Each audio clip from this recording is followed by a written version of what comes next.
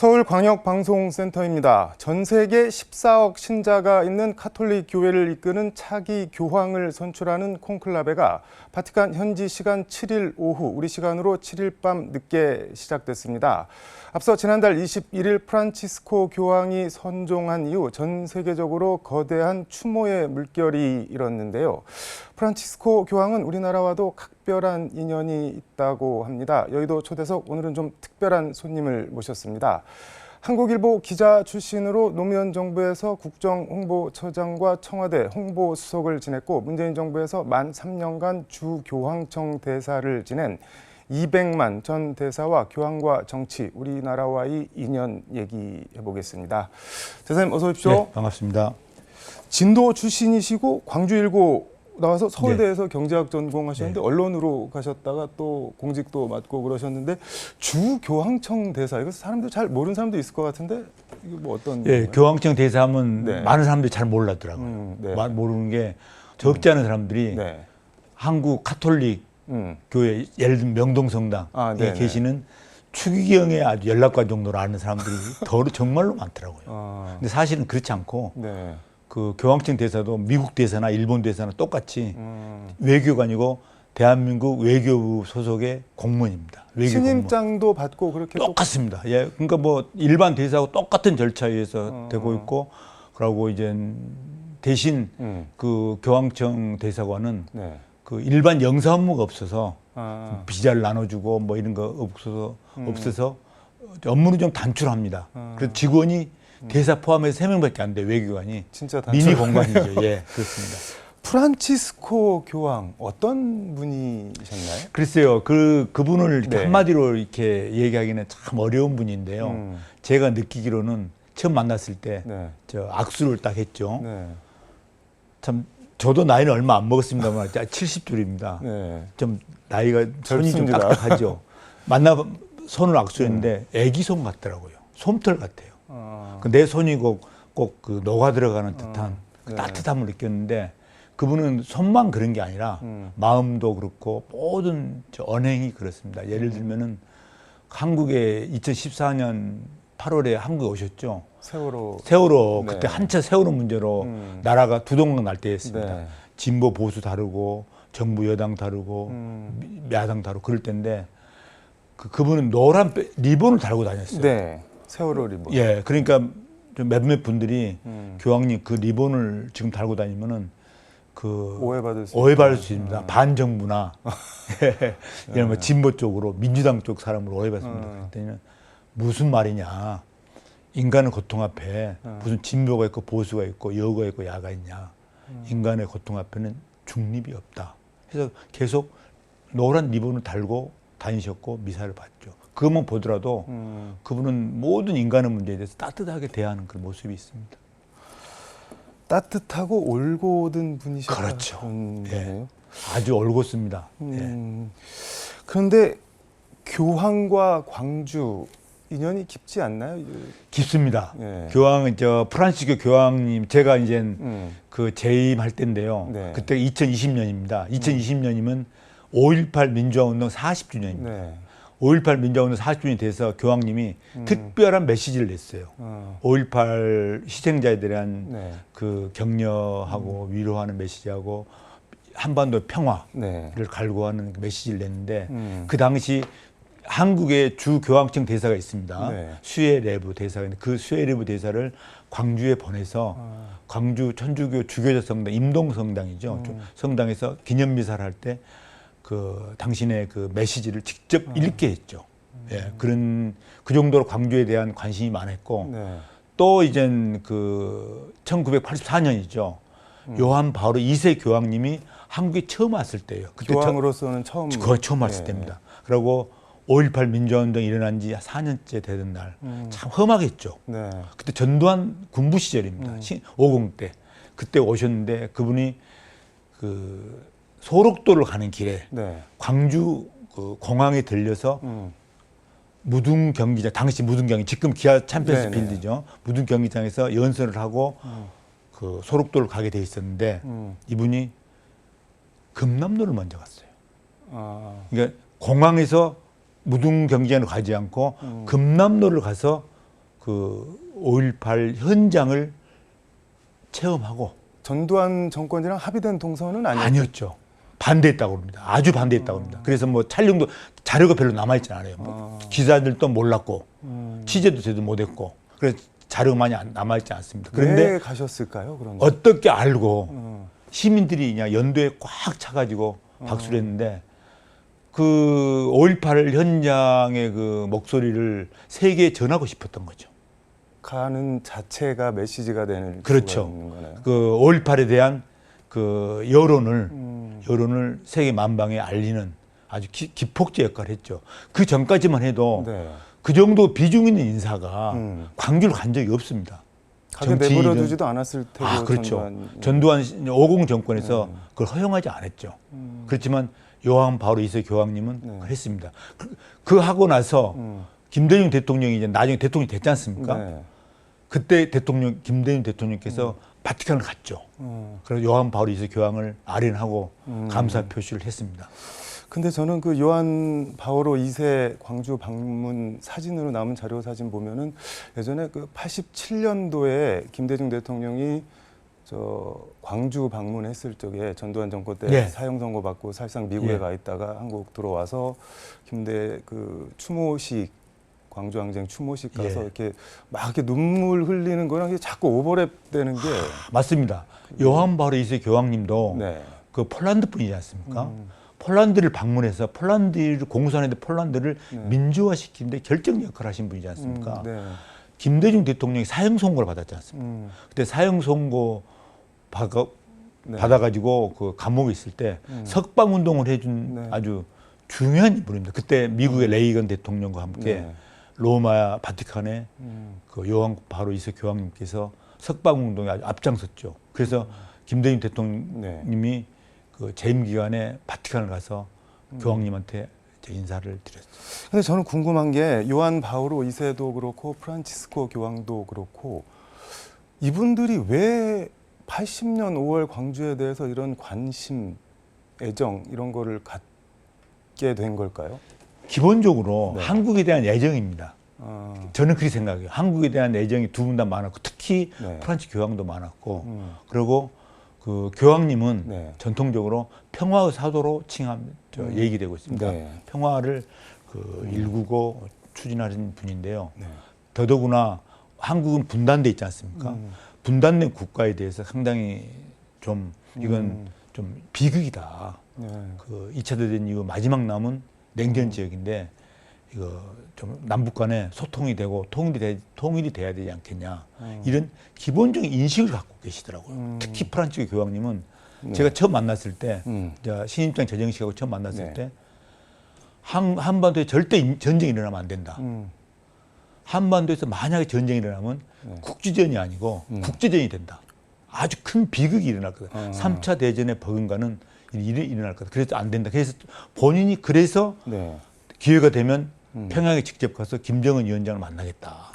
그래서 남한과 북한, 북한과 미국의 평화의 다리를 놓겠다. 이런 의사를 표현한 거죠. 그래서 방북 프로젝트를 추진한 겁니다. 예. 그러니까 제가 책을 한 권 들고 나왔는데 책 제목이 나는 갈 것이다. 소노 디스포니빌레 프란치스코 교황 방북 프로젝트 이런 부제가 붙었는데 소노 디스포니빌레 이건 무슨 뜻인가요? 예, 이태리 말입니다. 이탈리아 말인데요. 이것은 이제 2018년 10월입니다. 문재인 대통령께서 바티칸에 가셔서 프란치 교황을 만나실 때 무슨 말을 전달했냐면은 그 아주 한 달 전에 9월이죠. 그해 9월 평양에 가서 3차 그 남북 정상회담 할 때 그 김정은 위원장한테 그 교황님을 평양에 초청해서 좀 남북 평화 얘기를 해야 되냐 하면 좋지 않겠냐 했더니는 김정은 위원장께서 당연하죠. 그 교황님이 오신다면 적극 환영하겠습니다. 아니 근데 궁금한 게 그 얘기를 했더니는 교황님이 내가 소노 디스포니빌레 한 겁니다. 나는 갈 준비가 되어 있다. 나는 갈 것이다. 이게 소노 디스포니빌레입니다. 그래서 이제 그 말씀을 교황님한테 듣고 왔는데 문재인 대통령 교황님하고 둘이 만날 때 그 얘기를 들은 거예요. 그럼 확인해 보니까 그 말이거든요. 그러니까 그걸 이제 그 우리 국내 언론뿐만 아니라 해외 언론, CNN, 뭐 BBC, APN 이제 보도자를 내니까 그 세계 유수요 통신사에서 네. 소노 디스포니빌레 다 제목으로 뽑았나요? 제목을 뽑았죠. 예, 그래서 프란치스코 교황 네. 북한 방문 수락 요청. 그래서 아주 큰 뉴스가 된 적이 있습니다. 그걸 얘기한 겁니다. 그래서 저는 궁금한 게 뭐 프란치스코 교황이나 문재인 대통령이 북한을 방문하는 거는 뭐 할 수도 있겠다 싶은데 김정은 위원장이 그 교황을 오시라고 한 거는 그 왜 그러는 건가요? 그게 이제 네. 역사가 있습니다. 뭡니까? 김일성 주석도 네. 1991년에 요한 바오리스 교황을 초청하려고 했습니다. 그래서 이제 외교 고립을 탈피하기 위해서 네. 김일성 주석이 요한 바오리스 교황을 초청하려고 했는데 초청하려니까 겁이 난 거예요. 체제가 무너질 것 같아요. 그때 한참 고난의 행군할 때 아닌가요? 그래서 그걸 91년? 포기한 겁니다. 근데 이제 김정은 위원장은 다르죠. 나름대로 자신감이 있는 거예요. 그래서 이제 지금 북한이 완전 고립돼 있지 않습니까? 외교적으로 고립돼 있는데 이 고립에서 탈피하고 그리고 지금 북한은 네. 국제사회에서 비정상 국가로 지금 통행입니다. 네. 종교 자유가 없어요. 이게 정상적인 국가를 인정받지 못합니다. 그래서 김정은 위원장도 네. 차제에 종교도 좀 제한적으로 개방하고 네. 외교 고립에서 탈피해야 되겠다 싶어서 그 미국하고도 이제 수교를 추진하고 그 당시에 2018년이니까 아니 근데 교황도 소노 디스포니 빌레 나는 예. 갈 것이다라고 예. 했고 김정은 위원장도 준비. 오시라라고 했는데 왜 못 간 건가요, 그러면? 그게 참 어려운 게 네. 2019년 우리 앵카케에서도 알다시피 트럼프 대통령이 세게 드라이브를 걸어서 네. 김정은 위원장하고 북미 정상회담을 네. 했지 않습니까? 2018년에 싱가포르에서 1차 정상회담을 해서 성공했고 네. 2차 정상회담을 2019년 2월 말에 베트남 하노이에서 하려고 하노이에서. 했습니다. 네. 잘 돼 갔어요. 이틀 하는데 첫날도 잘 돼 갔는데 두 번째 날 트럼프가 결렬을 해버렸죠. 그 존 볼턴 보좌관의 그 말을 듣고 결렬했다고 합니다. 네. 그래서 그걸 이제 언론에서는 하노이 노딜이라고 그러는데 네. 완전 2차 정상회담이 결렬돼 버렸어요. 그래가지고 그 김정은 위원장이 엄청난 충격을 받은 것 같습니다. 뭐 배신감을 느꼈겠죠. 상실감과 배신감. 그래가지고 대외 관계를 완전히 차단해 버렸습니다. 그러면서 교황님의 방북 프로젝트도 거기서 스톱이 돼 버린 거죠. 참 안타깝죠. 그런데 재밌는 것은 네. 그 뒤로 그 트럼프 대통령에게 그 결렬을 주문했던 그 존 볼턴 보좌관이 7개월 이후에 해고됐어요. 속았다고 했잖아요, 트럼프가. 그렇죠. 네. 최근 외신에 보면은 아마 비밀 협상을 하고 있는 것 같다는 얘기도 있는데 저로서는 뭐 다른 건 몰라도 트럼프 대통령이 남북 관계만은 좀 터졌으면 하는 바람입니다. 그러면 이제 차기 교황님도 또 평양에 가실 수 있고. 근데 프란치스코 교황이 사실은 쿠바랑 미국 관계 그렇죠. 복원하는데도 중간에서 역할을 하신 결정적인 거잖아요, 역할을 오바마 했습니다. 때. 예. 그 미국 오바마 대통령과 그 쿠바 리델 카스트로 대통령이죠. 그분이 공동 성명을 발표했습니다. 2014년 12월이죠. 아주 전격적으로 발표했는데 그 50년이 넘도록 서로 앙숙으로 있지 않습니까? 그래서 이제 국교를 정상화하겠다는 성명을 발표할 때 두 분이 오바마하고 카스트로가 이번 딜에는 교황님께서 프란치스코 교황님께서 결정적인 역할을 하셨다고 공개적으로 감사 표시를 했어요. 그리고 그 다음에 2015년 두 나라가 공식적으로 그 수교를 했죠.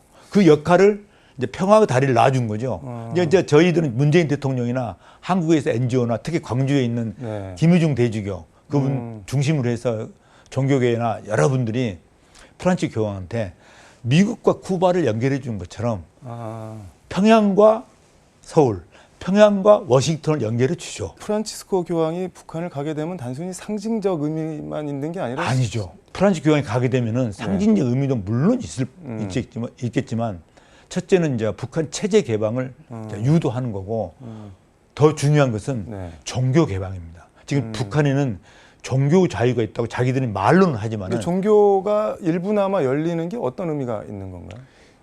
종교를 개방한다는 것은 사실은 체제 개방인데 지금은 세계에서 유일하게 북한만 종교가 없어요.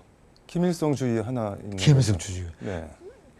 그러니까 예를 들면 그렇습니다. 지금 북한은 세계 어느 나라에서도 외교적으로 정상 국가를 취급을 못 받습니다. 종교도 없는데 무슨 너희들이 당신들이 정상국가냐? 네. 김일성의 주체 사상 정도를 종교로 삼고 있지 않냐? 이런 식의 취급을 받기 때문에 국제사회에서 역할을 못합니다. 실제로 못하는데 교황님이 가게 되면은 그걸 계기로 정상 국가로 발돋움할 수 있죠. 그러나 국제사회에서 인정을 받을 수 있습니다. 김정은 입장에서도 손해 보는 게 절대 아니에요. 그럼요. 그럼 김정은은 자기 자신의 그 할아버지 김일성이나 아버지 김정일과 달리 김정은, 김여정은 중학교를 스위스에서 보냈습니다. 그래서 유럽 문화와 종교를 잘 알 걸로 봐요.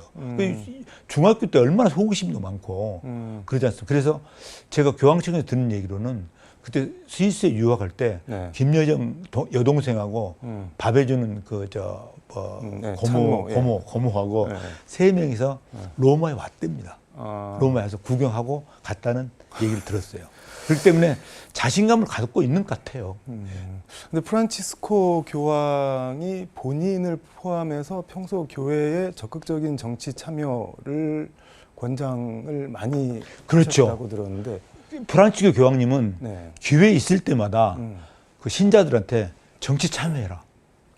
정치를 방관하면 안 된다. 교회가 너무 세속의 일에 들어가는 거 아닌가요, 그러면? 그렇게 그 한국처럼 정치 혐오주의가 강한 나라에서는 그런 뜻도 있는데 교황님께서 정치 참여를 권장하는 것은 뭐 국회의원이나 도지사나 대통령이 나가서 직접 뛰어라 이런 뜻이 아니라 좋은 정치인을 지원해주고 후원하고 좋은 정치인이 정책을 개발하면은 도와주라는 뜻인데 예를 들면 그겁니다. 이분이 교황님이 반포한 복음의 기쁨이라는 회칙이 있습니다. 아주 교황님을 계실 때 최고의 그 회칙이죠. 거기에 공식적으로 205항에 보면은 정치는 고귀한 사랑의 중요한 한 형태다. 고귀한 사랑의 형태라는 거예요. 그러니까 정치를 잘하면은 아주 어려운 사람들을 잘 살게 할 수 있고 어려운 사람을 도울 수 있는 하나의 도구를 만들 수 있다. 그것은 바로 정치에 직접 참여하는 뜻이 아니고 좋은 정치인을 지원해라. 그리고 투표에 참여해라. 이런 뜻입니다. 그러니까 한마디로 정치 참여가 생활이자 신앙. 그렇습니다. 예.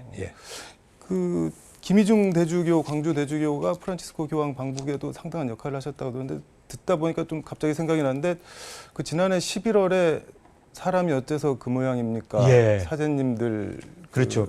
아주 그냥 큰 성명서 발표했죠. 그 성명서를 발표할 때도 광주 교구가 제가 주축이 된 걸로 알고 있습니다.